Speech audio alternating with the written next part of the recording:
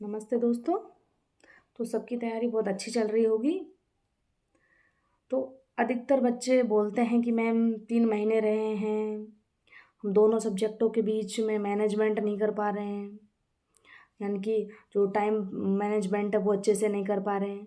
घबराहट हो रही है क्योंकि जैसे अब वो बार बार देखते हैं कि एग्ज़ाम का जो आरपीएससी का बदलता पैटर्न है, किस लेवल के क्वेश्चन पूछे जा रहे हैं, बहुत अच्छी तैयारी के बाद भी बच्चों के सिलेक्शन नहीं हो रहे हैं और वैकेंसियां खाली जा रही हैं, ये सभी देख रहे हैं। तो उसको देख के आप क्या सीख सकते हो? तो जैसा आप सीख सकते हो कि जैसा एग्ज़ाम का पैटर्न है, पैटर्न के मांग के अकॉर्डिंग पढ़ें। सिलेबस को लाइन टू लाइन अच्छे से देखें। जितना सिलेबस में पूछा है ना तो उससे कम पढ़ना है ना उससे एक्स्ट्रा पढ़ना है, क्योंकि हमें ज्ञानी भी नहीं बनना है। क्योंकि ज्ञानी बनने के लिए बहुत सारे ज़िंदगी पड़ी है, बाद में ज्ञानी बन लेना, लेकिन पहले आरपीएससी की सिलेबस के मांग के अकॉर्डिंग तैयारी करें। दूसरा कि आपको पीवाईक्यू जो आरपीएससी पूछती है उनका एनालिसिस करना है। उसके अलावा अपना एक टाइम टेबल, क्योंकि अब एग्ज़ाम के 3 महीने हैं, तो अपना एक अच्छे से स्ट्रिक्ट टाइम टेबल फॉलो करें। जो आपने टाइम टेबल बनाया है उसको फॉलो करें। अपने साथ में बेईमानी बिल्कुल नहीं करें, क्योंकि जिन घर वालों ने आपको एक उम्मीद पर भेजा है तैयारी करने के लिए, या आप घर पर रहकर भी तैयारी कर रहे हो, तो घर वालों की आपसे बहुत उम्मीद है, क्योंकि घर वाले आपसे घर का पूरा काम खुद करके आपको पढ़ाई के लिए छोड़ रखा है। तो आप उस चीज़ को बिल्कुल, कि आजकल खूब सोशल मीडिया पे आप रील्स देखने लग जाते हो कुछ और, यानी अपने काम का कंटेंट देखना चाहिए। उसके अलावा कि आपका कौन सा टॉपिक स्ट्रॉन्ग है, कौन सा टॉपिक वीक है, अपना रोज मूल्यांकन करें। और डर सभी बच्चों को लगता है कि जिस बच्चे ने तैयारी करी है ना, सबको डर लगता है। सिलेक्शन होने से पहले हमको भी ये पता नहीं था कि हमारा सिलेक्शन होगा या नहीं होगा। जब तक रिजल्ट अपना फाइनल नहीं आता, डर सबको रहता है। तो आप अकेले नहीं हो ऐसे कि आप कि भाई मैं ही ऐसा हूँ, क्योंकि स्टूडेंट के 2-4 दिन के बाद में रोज़ डिमोटिवेट होते हैं। 2-3 दिन तो ऐसा लगता है हाँ हो जाएगा, फिर एक दिन लगता है इतनी भीड़ को देखकर, इतने कंपटीशन को देख कर कि शायद नहीं होगा। तो आपने एक कहावत सुनी होगी होगी कि युद्ध रणभूमि से पहले मन भूमि में जीता जाता है। और लोग क्या कह रहे हैं, क्या नहीं कह रहे हैं, जिस दिन आपका रिजल्ट आएगा सबको जवाब मिल जाएगा। क्योंकि जिन तानों के शिकार आप हो, उन तानों के शिकार हम भी रहे हैं। समाज है, सामाजिक प्रेशरों से आप पीछे नहीं हट सकते। तो आपके पास अल्टरनेट एक ही सॉल्यूशन है कि आपको सिर्फ अपनी ईमानदारी से मेहनत करनी है, पढ़ना है, सिर्फ पढ़ना है। और सिलेक्शन का मेन आधार आपका रिवीजन है। जितना ज़्यादा आप रिवीजन करोगे उतना ज़्यादा सिलेक्शन के पास जाओगे। अब एक मैम रिवीजन कितनी बार करें, तो रिवीजन का कोई लिमिट नहीं होती। आपके पास जितना टाइम है उतना आप करो, यानी कि लिमिट से मतलब ये भी नहीं है कि आप 100-200 बार कर पाओगे, नहीं। लेकिन मेरा कहना ये है कि आप अभी एग्ज़ाम से पहले आपने खूब किया होगा, लेकिन एग्ज़ाम तक आपको 5-7 बार तो अच्छे से कर लेना है रिवीजन।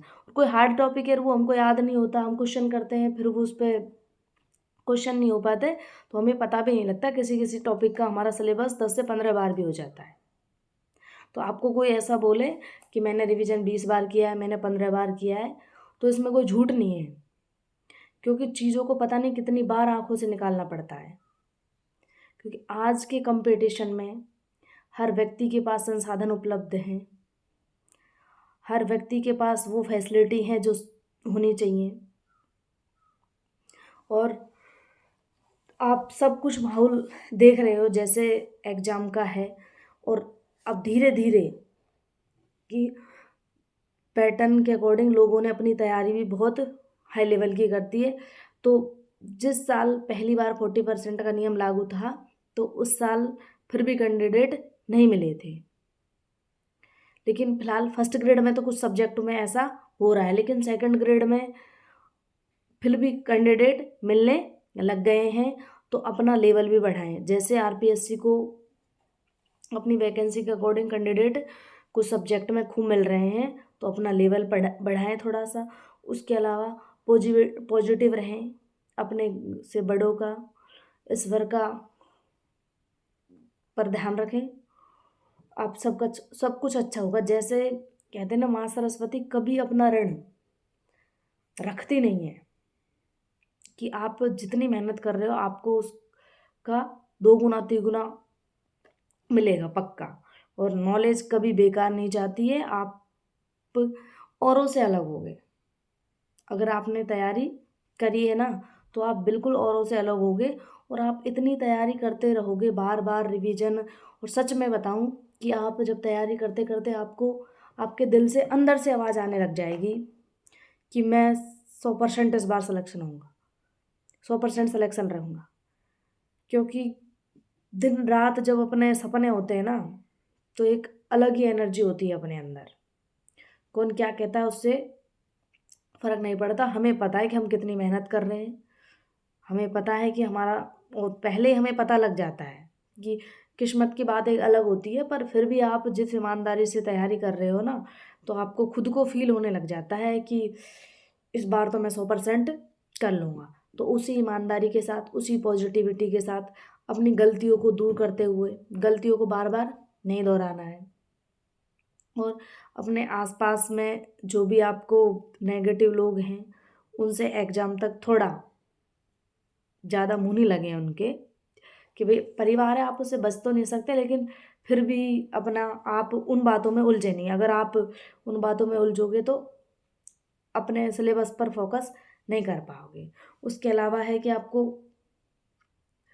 धैर्य के साथ, जितना जो व्यक्ति धैर्य के साथ अपनी तैयारी करता है वो ज़रूर जीत जाता है। क्योंकि अभी महीने 3 हैं एग्ज़ाम के, और कुछ बच्चों को अभी से ऐसी घबराहट है जैसे कि कल एग्ज़ाम है। तो अति उत्सुकता, अपन मानसिक स्वास्थ्य पढ़ते हैं तो उसमें अति उत्सुकता आती है, तो मानसिक अस्वस्थ होने के लक्षण है। तो आपको आपका 100% होगा, इस विश्वास के साथ तैयारी करनी है। और 40% को ज़रूर ध्यान रखना है, क्योंकि कुछ सब्जेक्ट में 40%, जैसे मैथ है, साइंस है, इंग्लिश है, कुछ सब्जेक्ट में सिर्फ 40% पे भी सिलेक्शन हो रहे हैं। जैसे एसएसटी है, हिंदी संस्कृत है, इसमें सब्जेक्ट में थोड़ा अच्छा स्कोर हो जाता है। तो उसमें भी क्या है, जैसे हिंदी संस्कृत वाले बच्चे हैं या इंग्लिश वाले बच्चे हैं जिनके पास लैंग्वेज रहती है, उनका भी जीके ऑलमोस्ट किसी किसी का इतना अच्छा नहीं होता।